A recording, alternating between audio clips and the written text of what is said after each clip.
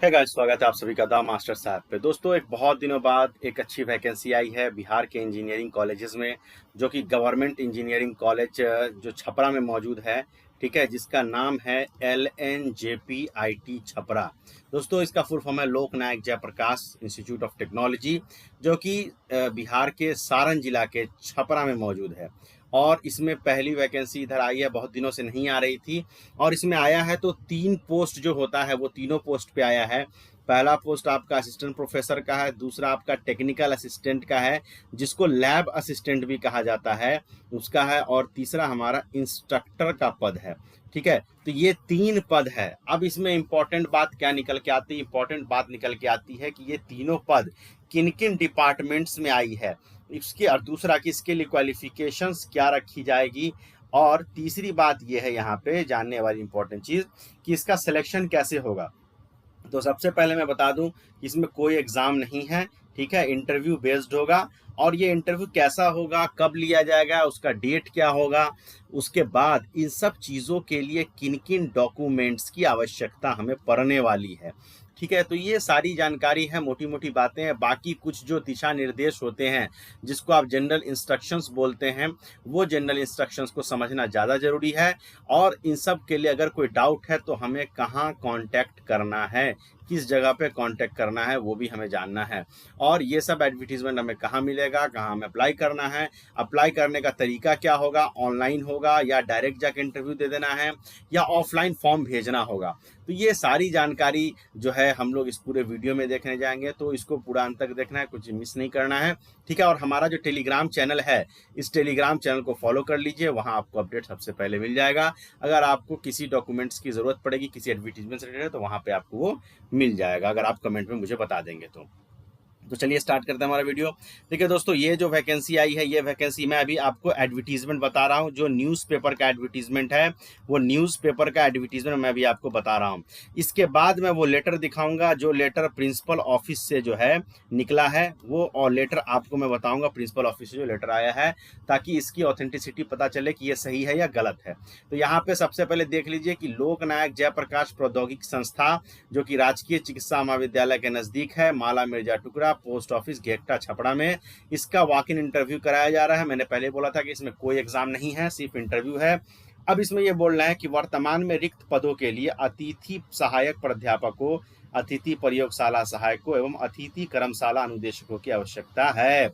अतिथि सहायक प्राध्यापक या अतिथि प्रयोगशाला या अतिथि कर्मशाला अनुदेशक से संबंधित आवश्यक योग्यता मानदंड निम्न है। अब 3 पद यहाँ पे देख लीजिए, सहायक प्राध्यापक है, प्रयोगशाला सहायक है, और अतिथि कर्मशाला अनुदेशक। कर्मशाला अनुदेशक बोलते हैं वर्कशॉप इंस्ट्रक्टर को। ठीक है, या आप शॉर्ट में इंस्ट्रक्टर भी आप बोल सकते हैं। तो सबसे पहले हम लोग देखते हैं अतिथि सहायक प्राध्यापक के लिए क्या क्या यहाँ पे रखा गया है। ठीक है, और ये टोटल चीज़ें हम लोग यहाँ पे देख लेते हैं। अब देखिए यहाँ पे सबसे पहले अतिथि सहायक प्राध्यापक के लिए, इसे कंप्यूटर साइंस के लिए है CSE, यहाँ पे मैं लिख देता हूँ CSE, इसके लिए है। इलेक्ट्रॉनिक्स के लिए है, इलेक्ट्रॉनिक्स, इसमें आप जो ट्रिपल ई से हैं वो भी अप्लाई कर सकते हैं। जीव विज्ञान यानी कि बायोलॉजी से है। ठीक है, गणित मैथ्स के लिए है, और इधर है भौतिक विज्ञान यानी कि फिजिक्स के लिए है।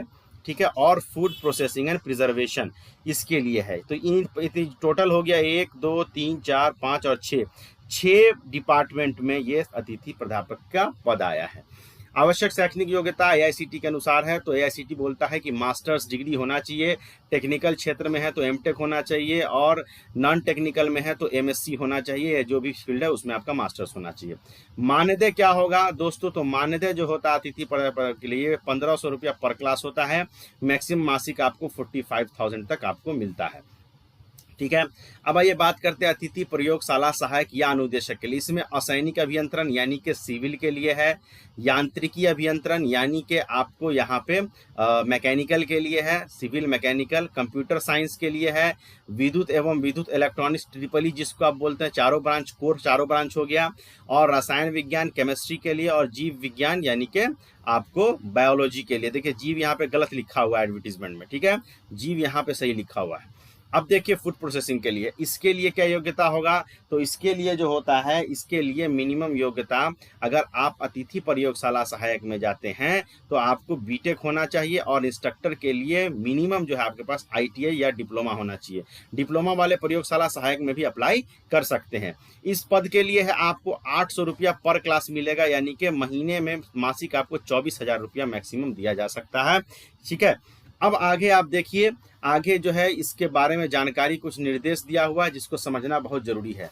पहला निर्देश दिया है कि जो इच्छुक उम्मीदवार हैं, ठीक है, जो इच्छुक उम्मीदवार हैं, जो चाहते हैं, वो निर्धारित प्रारूप में, प्रारूप महाविद्यालय के वेबसाइट पर उपलब्ध है, जो मतलब एप्लीकेशन फॉर्म है, ठीक है, सभी प्रमाण पत्रों की स्व अभिप्रमाणित छाया प्रति, मतलब जो भी आपके पास एकेडमिक सर्टिफिकेट्स हैं, जैसे कि मार्कशीट हो गया, सर्टिफिकेट्स हो गया, और वो जो आपका जो एप्लीकेशन फॉर्म है जो कॉलेज के वेबसाइट पे दिया हुआ, उसका पीडीएफ बना के आपको ईमेल करना है academiclnjpit@gmail.com पे। ठीक है, उसके माध्यम से 6 जुलाई तक आप उसको भेज सकते हैं आवेदन। ठीक है, साक्षात्कार की तिथि, इंटरव्यू कब होगा, तो इंटरव्यू होगा दोस्तों सहायक प्राध्यापक के लिए 8 जुलाई को होगा, टेंटेटिव रखा गया, आगे पीछे हो सकता है। प्रयोगशाला सहायक या अतिथि कर्मशाला के लिए 9 जुलाई को होगा। ये टेंटेटिव है, मतलब कि अनुमानित है, ऐसा हो सकता है कि बाद में भी हो सकता है, कुछ लेट भी हो सकता है। अब आगे बोलने की, यह कार्य अनुमति बिल्कुल ही एक वैकल्पिक कार्यकारी व्यवस्था है जो बिना किसी पूर्व सूचना के समाप्त की जा सकती है।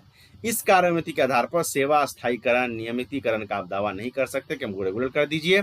और विभाग द्वारा नियमित संविदा पर नियुक्त होने पर, अगर मान लीजिए कोई रेगुलर वाले आ जाते हैं या कोई कॉन्ट्रैक्ट बेस है, तो आपका ऐसे ही नौकरी खत्म हो जाएगा। ठीक है, और साक्षात्कार के लिए आपको किसी तरह का आने जाने का खर्च नहीं मिलेगा। एआईसीटी के द्वारा जो मान्यता प्राप्त संस्था है या जो है, उसके जो उम्मीदवार होंगे उनको प्राथमिकता पहली दी जाएगी। ठीक है, विस्तृत जानकारी के लिए आवेदन पत्र एवं साक्षात्कार की तिथि के लिए lnjpitchhapra.ac.in पे आप विजिट कर सकते हैं। तो ये पेपर का एडवर्टीजमेंट था। अब मैं आपको लेके चलता हूँ प्रिंसिपल साहब के लेटर पे। तो यहाँ पे प्रिंसिपल साहब का लेटर देखिए, लेटर नंबर 544 है। 5 जून को ये लेटर निकाला गया है। बातें वही लिखी हुई है जो अभी मैंने आपको पढ़ के बताया, बस इसका मैं डिटेलिंग आपको दिखा देता हूँ। सारी डिटेलिंग वही चीज़ दी हुई है जो आपको मैंने अभी जस्ट पीछे पेपर एडवर्टीज में बताया है। अब ये यहाँ पे देख लीजिए, यहाँ पे प्रिंसिपल साहब का साइन है। ठीक है, यहाँ पे देख लीजिए प्रिंसिपल साहब का साइन है और डेट भी है दिया हुआ 5/6/2024 को यहाँ पे प्रिंसिपल साहब ने इस लेटर को भेजा है। अब इसके बाद देख लीजिए आपको करना क्या, मैं विस्तृत रूप से फिर से बता देता हूँ। आपको एक एप्लीकेशन फॉर्म डाउनलोड करना है। कहाँ से एप्लीकेशन फॉर्म डाउनलोड करना है? LNJPIT छपरा के वेबसाइट से, जिसका लिंक मैं अभी बताऊंगा कहाँ मिलेगा आपको, मैं नीचे दे दूंगा डिस्क्रिप्शन बॉक्स में, नीचे लिंक मिल जाएगा, जिस लिंक से आप एप्लीकेशन फॉर्म, ठीक है, एडवर्टीजमेंट को देख सकते हैं। अब इसके साथ आपके पास जितने भी मार्कशीट हैं, ठीक है, 10th से लेके जो भी हमको रिक्वायर्ड है मास्टर्स तक, एमटेक या एमएससी तक, वो होना चाहिए। जो सर्टिफिकेट्स उसके साथ होंगे वो होना चाहिए।